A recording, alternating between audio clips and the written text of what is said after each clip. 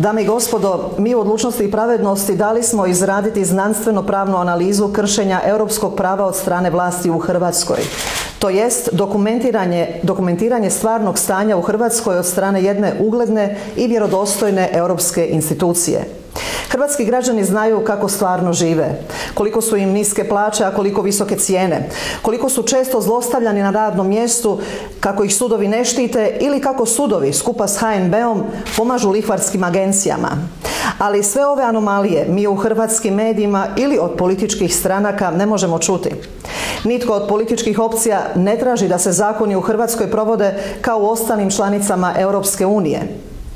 Dakle, kada bi Plenković, Zoran Milanović ili Boris Vujčić bili Austrijanci ili Česi, oni ne bi bili na svojim sadašnjim funkcijama, već bi bili procesuirani. Ova ekspertiza pak dokumentira i da se njihovoj bahatoj politici, a na temelju europskog prava, može stati na kraj, do mogućnosti oduzimanja osobne imovine zbog nanošenja štete hrvatskim građanima. Dakle, Plenkoviću, Milanoviću ili Jandrokoviću se može oduzeti osobna imovina zato što krše zakone i nanose štetu hrvatskim građanima. Za hrvatske građane je pak žalosno da nitko od današnje političke scene ne traži jednaka prava za hrvatske građane kao što ih imaju drugi građani Europske unije. Jer primjena europskog prava značila bi bolji život, značila bi životnu sigurnost, dakle u tom slučaju Hrvati ne bi morali odlaziti iz svoje domovine. Nitko do sada u Hrvatskoj nije koristio one mehanizme koji nam kao članici Europske unije stoje na raspolaganju. Znači, političke i društvene elite pasivno su promatrale kako hrvatski građani odlaze u druge države Europske unije kako bi živjeli u uređenim sredinama, što u svojoj domovini nisu mogli ostvariti. Mi u OIP-u današnjim danom počinjemo koristiti mehanizme koje nam kao članici Europske unije stoje na raspolaganju, a s ciljem da se u Hrvatskoj zakoni počnu primjenjivati kao i u drugim državama Europske unije. Jer to jest temeljni preduvjet da Hrvatska postane uspješna država sa zadovoljnim ljudima. Profesor dr. Hans-Peter Šventovski iz Pravnog fakulteta Humboldt sveučilišta iz Berlina, koji je 2 puta bio dekan tog pravnog fakulteta, izradio je ovaj dokument, na temelju kojega ćemo pokrenuti postupke i pred mjerodavnim tijelima Europske komisije, ali i pred sudom Europske unije u Luksemburgu.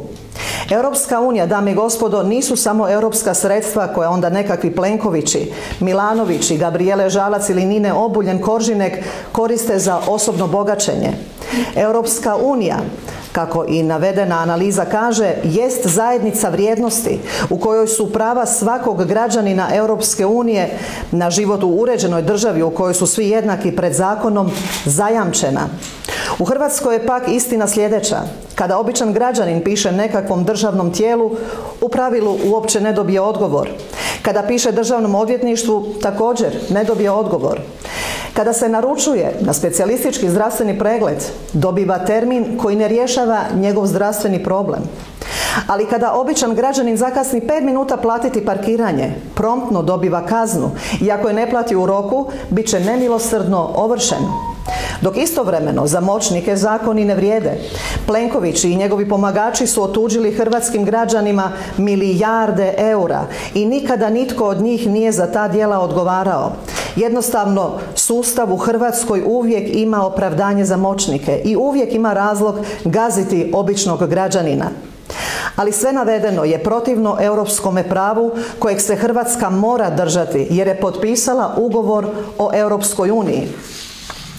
Imala sam tešku zadaću znanstvenicima iz Berlina objasniti da u Hrvatskoj državi, dakle punopravnoj članici Europske unije, Državno odvjetništvo ne odgovara na kaznene prijave koje sam kao zastupnica podnosila. Dakle, to je u bilo kojoj iole uređenoj državi nezamislivo. Ja 4 godine nisam dobila odgovor na zastupničko pitanje koliko novaca je od Republike Hrvatske i državnih tvrtki uprihodio sadašnji predsjednik Ustavnog suda Miroslav Šeparović. Model vladanja Hrvatskom državom gotovo 25 godina glasi: blokiraj pravosuđe, da to pravosuđe ne smije provoditi zakone, i korumpiraj i ucijeni medije, da se o lopovluku javno ne govori. I tu dolazimo do problema. Neovisno pravosuđe koje radi isključivo po zakonu je obveza po ugovoru o Europskoj uniji. kao i sloboda medija i pravo građana na informaciju koje jamče Europska povelja i svi dokumenti Europske unije. Dakle, sve ove europske obveze se ne primjenjuju u Hrvatskoj, a posljedice tih zlouporaba osjećaju svi hrvatski građani na svojim plaćama i na bolesno visokim cijenama. Profesor Švintovski pak u svojoj ekspertizi konstatira, citiram: slobodno i pluralističko medijsko okruženje od ključnog je značenja za očuvanje vladavine prava, s obzirom na to da su upravo neovisni i slobodni mediji oni koji na red pozivaju institucije i pozicije moći ukoliko iste ne vrše svoju ulogu čuvara demokracije. U izvješću su navedeni slučaj afere INA, izbor kompromitiranog suca Ivana Turudića za glavnog državnog odvjetnika, slučaj Pavla Vujnovca i PPD-a, blokirano pravosuđe i korumpiranje medija. U izvješću je također analiziran slučaj krađe izbora koji se dogodio na izborima 17. travnja 2024. godine prilikom izbora novog saziva Hrvatskog sabora.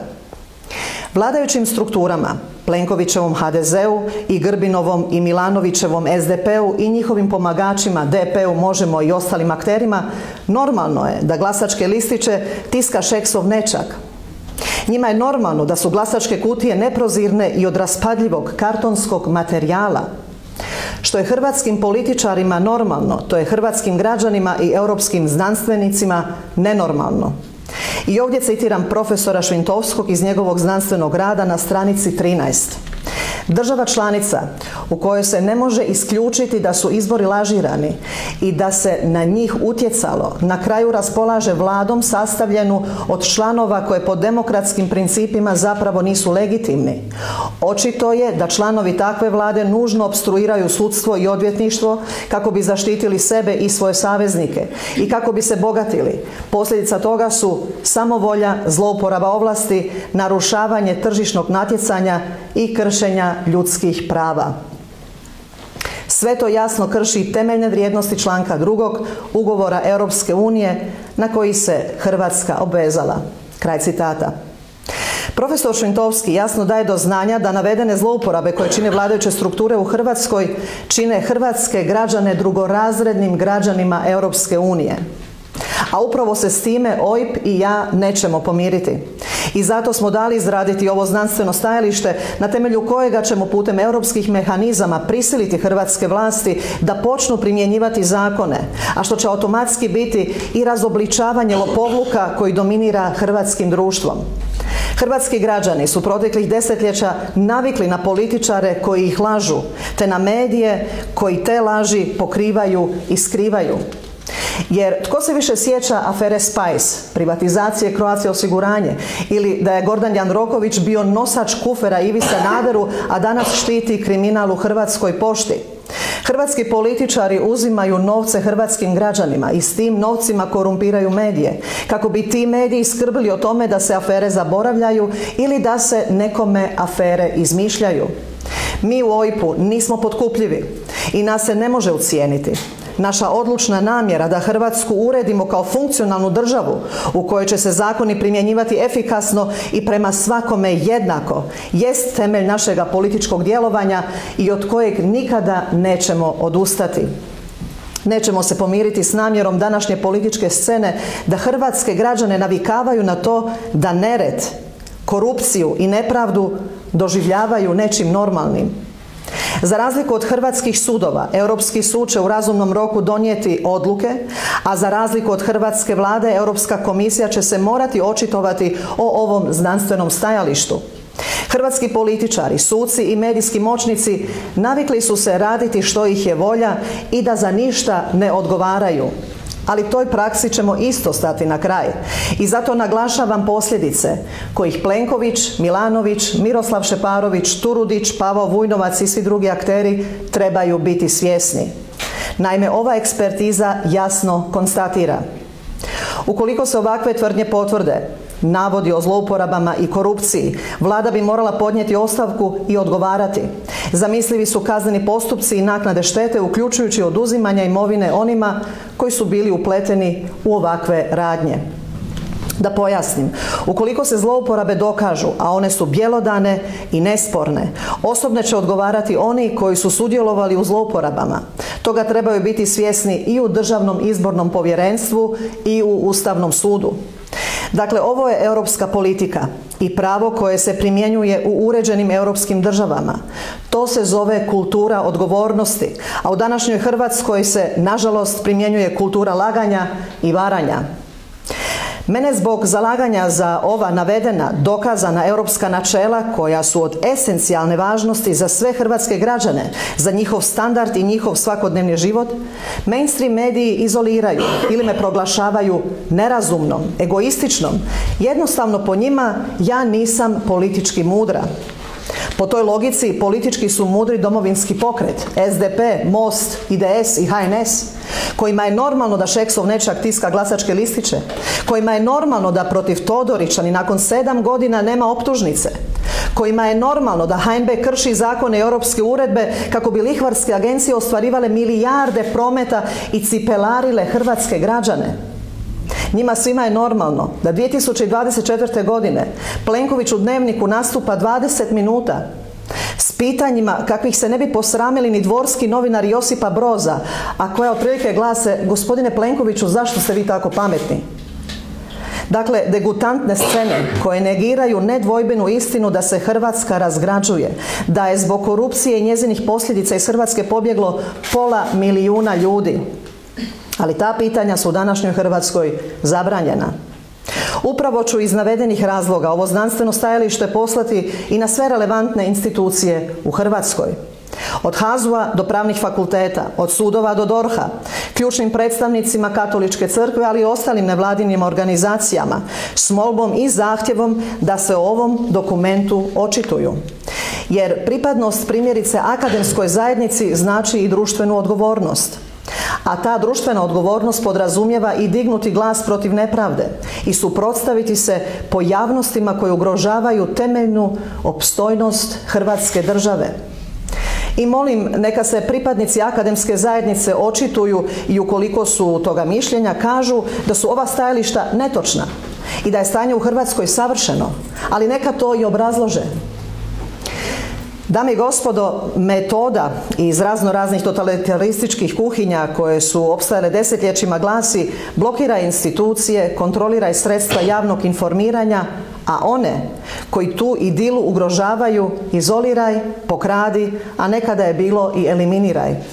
Ali tada Hrvatska nije bila članica Europske unije i poznato je da nitko do sada na hrvatskoj političkoj sceni nije toliko sistematično, jasno i uporno zahtijevao poštivanje zakona kao što to radimo mi u OIP-u.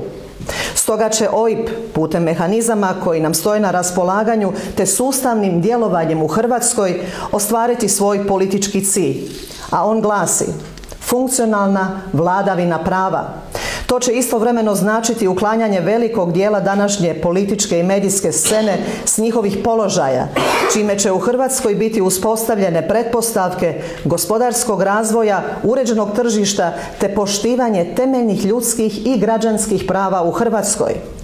Mi u OIP-u nećemo biti manekeni lažne demokracije kao što su to Most ili Možemo.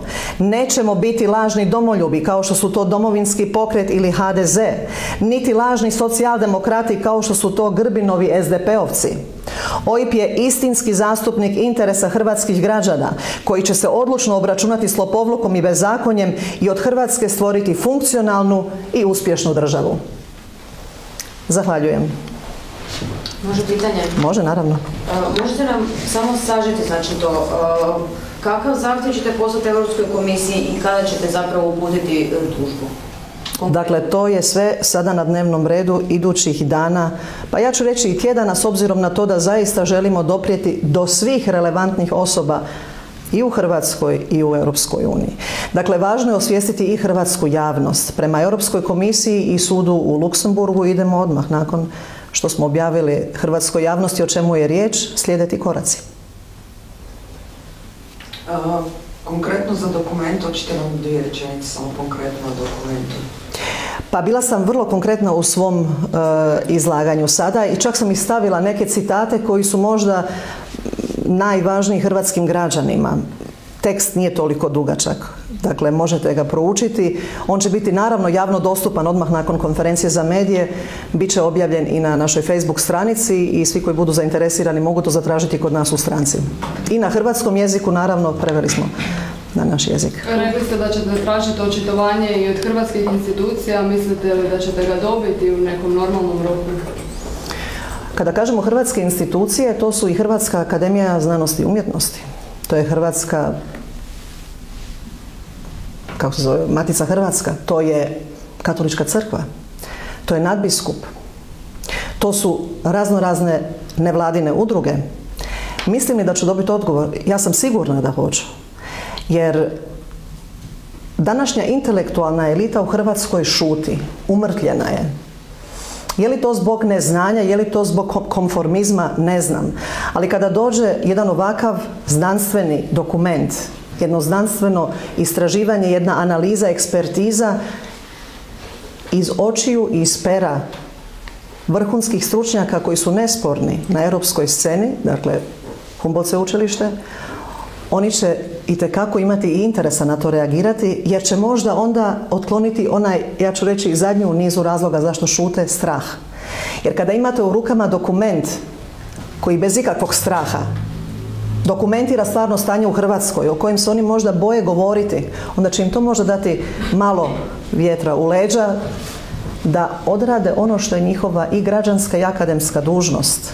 Oni su dužni biti korektiv u hrvatskom društvu i upozoravati na anomalije i na bezvlašće, na bezakonje. Nitko u Hrvatskoj koji je iole društveno aktivan ili u javnom prostoru ima prilike govoriti, nema pravo šutjeti o svemu onome što uzrokuje razgradnju države i odlazak do sada 500 milijuna Hrvata iz države. A to su bezvlašće, korupcija i apsolutna blokada institucija. Hvala vam na dolasku.